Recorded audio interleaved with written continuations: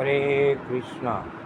आज मोहिनी एकादशी है, तो उसके बारे में आपको बता रहा हूँ, तो ज़रा आप ध्यान से सुने।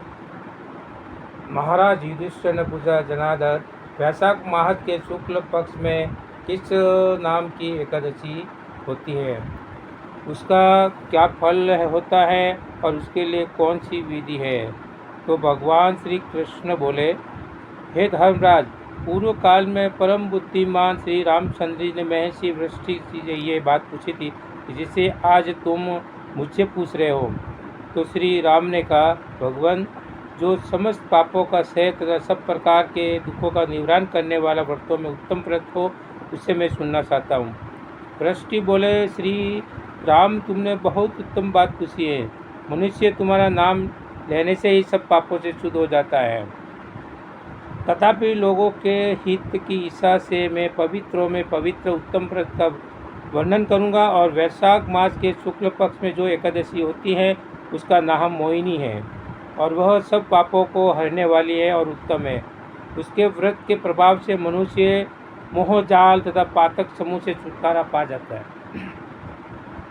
हैं। सरस्वती नदी के रमणीय तट पर भद्रावती नाम की सुंदर नगरी है।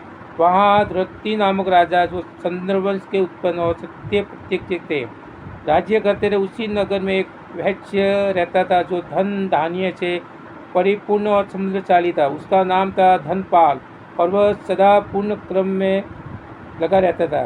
दूसरों के लिए पौचाला, प्याऊ, कुआ, मठ, बगीचा, पोखरा और घर बनाया करता था। भगवान विष्णु की भक्ति में उसका हार्दिक अनुराग था। वह सदा शांत रहता था, और उसके 5 पुत्र थे, सोमनाथ, द्रुतिमान, मेघावी, सुक्री तथा दृष्टिवृद्धि। दृष्टिवृद्धि 5वां था। वह सदा बड़े बड़े पापों से संलग्न रहता था। जुए आदि दूरव्यासों में शनि बड़ी आसक्ति थी।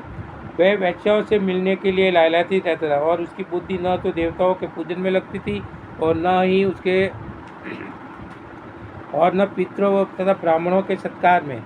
वह दुष्टात्मा अन्याय के मार्ग पर चलकर पिता का धन बर्बाद किया करता था। एक दिन वह वैश्या के गले में बहा डाले और चौराहे पर घूमता देखा गया। तब पिता ने उसे घर से निकाल दिया गया, और बंधु बांधवों ने भी उसका परित्याग कर दिया, और अब वह दिन रात दुख और शोक में डूबा तथा कष्ट पर उठता हुआ इधर उधर भटकने लगा। एक दिन किसी पुण्य के उदय होने से वह महर्षि कौंडिन्य के आश्रम पर जा पहुंचा। वैशाख का महीना था, और तपोधन कौंडिन्य गंगा जी के स्नान करके आए थे। दुष्ट वृद्धि शोक के बाहर से पीड़ित को मुनिवर कौंडिन्य के पास गया और हाथ जोड़कर सामने खड़ा होकर बोला, महान श्रेष्ठ, मुझ पर दया करके कोई ऐसा व्रत बताइए जिससे पुण्य के प्रभाव से मेरी मुक्ति हो जाए।